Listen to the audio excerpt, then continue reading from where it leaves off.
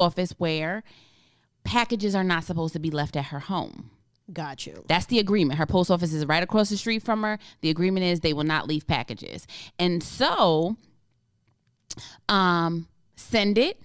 Write this beautiful, luxurious note to my niece on the Pandora bag and telling her all of the things that I love about her. I was pissed because it was delivered and someone stole it off my sister's steps. And so my sister went to the post office. They acted extremely nonchalant. They was like, well, you should just file a police report. Yada, yada, yada, yada, yada, yada, yada. So I put in a claim. They denied my claim. That's enough to grind my motherfucking gears. Right? Yes. So, and then they say, if you want to appeal this claim, you can go back online. But what they do is they only give you a box for 250 characters. Yeah. So, got me a stamp, got me an envelope, sat down, and I wrote a nice bulleted letter about why good with letters. You need to give me my $50 of insurance that came with it. And I'm going to talk to you a little more about your postal people. And I'm going to tell you that you guys need to operate with a certain level of diligence when you are handling people's property and personal information. And so I found a better way to channel it in that moment, right? But had I been having a bad day, I might have still lost control. I might have lost control, right? And so I guess what I'll say is, my improvement areas is to, when I know that my emotions are heightened, trying to take more control of those emotions. Yeah. Sometimes I think we forget how much control we have. Yeah. You know, where it's like, who's running this? The thoughts and the feelings, or are you in control over your thoughts and feelings? And it just makes you kind of, again, take that ownership, but just remember taking dominion over you. Like, I'm in control over me. I'm not letting anything take control over me, including my feelings and my thoughts. So I agree that controlling my thoughts, because once I have a thought, sometimes it will get stuck. And then I have to do some deep breathing sometimes. And then it's like, just let's reconstruct this. Let's reframe this. And I know that may not be easy. It comes to me sometimes. That's what I love what I do, because even in a session, something will click for me. Like, oh, well, have you reframed that thought? Absolutely. You know? So I know I have the opportunity to play with that a little bit more, but I'm challenging all of our listeners to kind of catch that. When it's like, okay, I'm identifying what I feel. So before I go into this long, oh my God, the emails and the texts that we send people are just ridiculous. And them fingers be going like, oh no, I don't have the energy. So wait a second, hold on. What am I feeling? Let me channel this. How can I reconstruct this thought that I may be able to have a different feeling that come from it? I'm taking a pause. You know, I'm open to feedback from someone who I trust. You know, I'm actually could use some empathy too. Putting myself in this person's shoes before I just go off. Am I being authentic with myself, or am I just ranting just to be ranting? You know, am I sticking to the commitment? The commitment that we came up was we will address it within 72 hours or 48 hours. You know, you get to kind of go through a checklist for you before it goes into something that you off to the races and then have to apologize. Right. Because at some point that apology goes on deaf ears. Absolutely. One of the quotes that I saw is stop ignoring people character flaws and saying it's just the way I am. Yes, I did. I saw that. No one wants to hear that shit. Yeah. That's just the way I am. That's just me. Yeah. No, I'm not holding you to that regard, and I don't want you to hold me to that. So if you catch me saying like, oh well, that's just what I am, I have a bad attitude, you need to be challenging me. Like, what the fuck are you talking about? That's unacceptable. So that awareness, I want you guys to really ask yourself, post it to, and you don't have to give a story to it if you don't want, but just post a grade. Is that the challenge of the week? It is the challenge of the week. What grade are you based off of your emotional intelligence or emotional maturity? What grade are you in? Okay. All right. And like I said, if you want, you want to give a blurb to it and say it's because I have a really hard time controlling my thoughts, as well as even identifying my feelings. And so you are we on takeaways? Yeah, go ahead. So I guess one of my things is trying to, before you react, checking the space of the other person. Mm-hmm. Possibly, right? I had a situation last week, and somebody was like being real feisty with me, and I had to say, and I wanted to clap back, but I was like, you know what? I don't think this is about me, yes. right? And so, I had to say, you okay? Because this is not how I talk to you, and this is not the way that I would expect you to talk to me.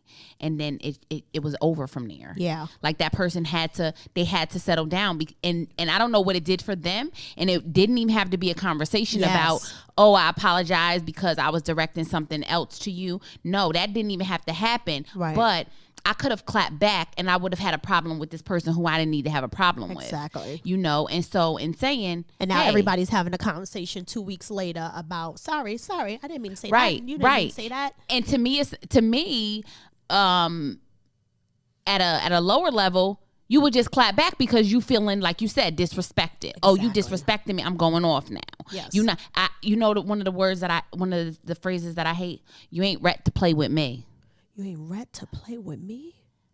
Who the fuck is still saying that? That's what they be saying. That's what they be saying. New? All this.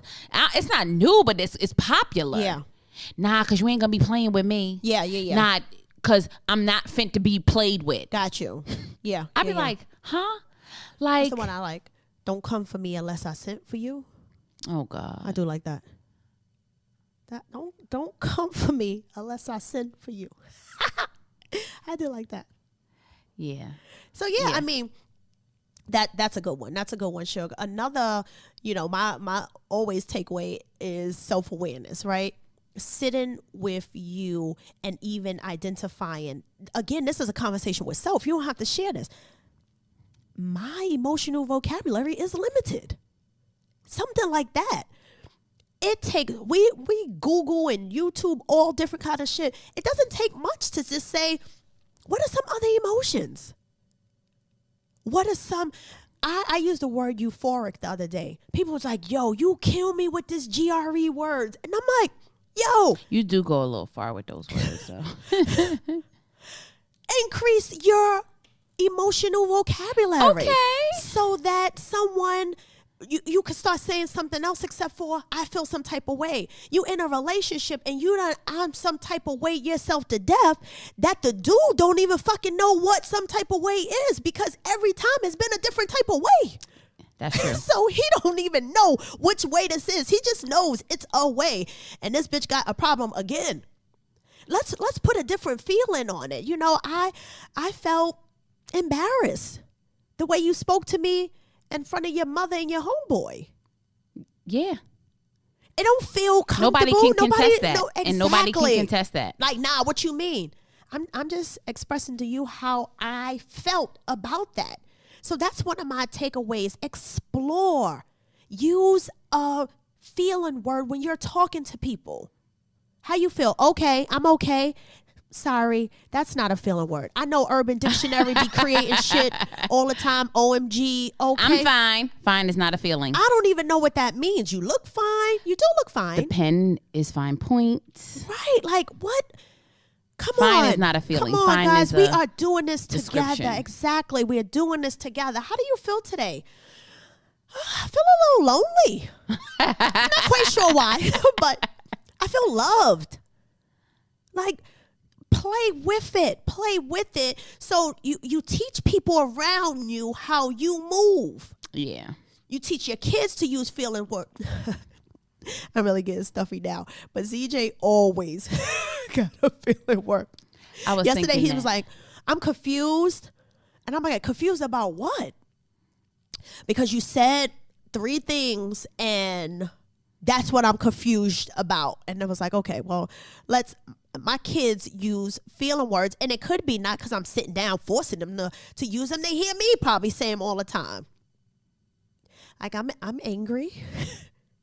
I'm disappointed. Journey's favorite one is frustrated. I'm just so frustrated. Yes. So if you are using them, your partner, your children, your friends, people around you, you start to model. Again, Yes. I always say that, right? How I am with me, how I am, people will start to understand that they're not going to keep saying to me some type of way because they hear you using feeling words. Yep. All right. What you got another takeaway? So this is my last takeaway. I Okay, had to go back in my archives. So my last takeaway is we always talk about support, but finding yourself an accountability partner. Yes. Having someone who you can. And so I remember in that situation that I talked about earlier, I had text Sophia and I said, I just can't get myself together today. I knew what was happening. And she asked me what she was having therapy on text message. And she said, anything triggered you? I said a prayer for you and hope you enjoy ... And so probably 5 minutes later, that doorbell rang. And I was like, you didn't fucking pray hard enough. When I told y'all my friends was asshole, y'all didn't believe me. Who the fuck says you didn't pray hard enough? But go ahead, continue. And she said, trust the process. I blocked the negativity coming your way. And I said, I'm not answering the door. Everything ended up working out. But what I can say is, when I told her she didn't pray harder, that was funny to me. So that helped me in itself. But having someone to talk you off the ledge, possibly. Yeah. Like knowing when you're I know when I'm being irrational. I absolutely am aware of it, right? So I don't usually need someone to tell me I'm being irrational. I need someone to help me get off the ledge. Right. And so that conversation could have went a wrong way, and my friend's response could have been, you can't never get yourself together. Last week you was having this same problem. Yeah. No, it was, what is happening with you and how you going to pull yourself back? Yeah. And so identify a person, somebody to help you off the ledge when you are being emotionally immature. I like that. That's a good one, considering that I'm saying one of the principles that we are working on is being accountable, right? So who else could hold you accountable? Of course, yourself, but someone who you trust. That was good. So I have one more. This one is a little deep and it's going to take some time to play with, right? Okay. The adult you can handle situations. However, we have these inner children in us that don't know how to handle things. So when you find yourself in a space where you feel like you can't control your emotions, control what you say, and it's something as simple. One of the things that I just told someone, that the heart can go beyond the mind. We always trying to intellectualize something, but sometimes you have to just shut the mind down. And how do you do that? Sometimes just closing your eyes. Closing your eyes literally helps you disconnect from the intellectualization, right? So closing your eyes and taking a deep breath and saying, okay, what child is showing up right now? Like, is this the kid who felt like they had no control over their life? You know, my family was in a disarray and I feel uneasy. I feel, just unhappy. I feel confused, all of these things. And now here you are in a marriage and you feel that similar feeling. It's hard to shift things until you identify the root of it. So even I was texting you saying, hey, what's the trigger? Even a little beneath the trigger is what else is really, really happening. We don't usually overly emotionally respond that does not have some back into it. Sure. That's how two people could sit in this room. Somebody could come in here and say, you're a bitch, and then say, also, this one is a bitch. One person is going to jump up to fight, and the other person is like, well, this bitch can't be talking to me. Because the word has something different for us. Absolutely. I could care less about it, but your mother had been calling you a fucking bitch ever since you were 6 years old, and that word becomes a trigger for you, and it's like, But if you're not aware of that, you'll just say, oh no, because bitch means disrespect for me. And it's like, no. That 6-year-old still has not let go that word. That's why I'm overly responding to this. So don't just give so much energy or give the benefit to the job, the guy, the girl, the children, that's why you got that riled up. It's like, no, something within me is being triggered at a child level, and that's what's trying to control me right now. So I really, really encourage you to just kind of sit sometimes when that's happening, like, inner child, what's up? Okay? All right. So Instagram, answer the question, emotionally maturity. What grade are you in? What grade are you in? What emotionally grade are you in? Hit us up. And if you're in a relationship, have your partner, ask your partner. Yes. Talk about it. So give us both. Tell us. Yeah. Hers, his. Whatever you got going. Whatever you got. Tell us your grades. All right. This was good. I want to say hey to our listeners in Jamaica. Yeah. Jamaica is my favorite place, guys. What's a guan, friend? I don't think they've been on our list before, but we got 2 listeners in Jamaica. Oh, nice. And so nice to have you. Good stuff. See you back here next week? Yeah. Same time, same bat station? Yep. Same thing. iTunes, Google Play, Spotify. Pocket Cast. We All out that. here. Hit us up on IG if you like to as well. All right. Peace out.